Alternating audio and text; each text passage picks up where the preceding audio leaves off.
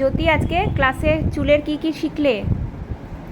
Section করা, বা very good. আর তারপর পাপ বানানোর জন্য কি করতে হবে?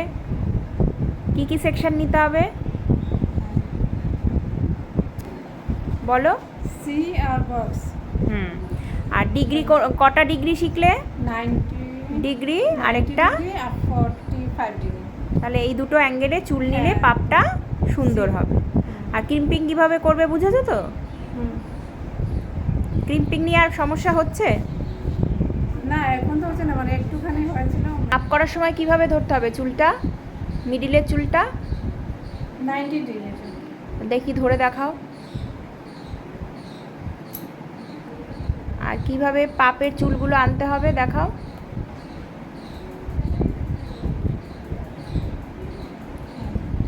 সুন্দর করে আগে আঁচড়ে নিতে হবে। এবার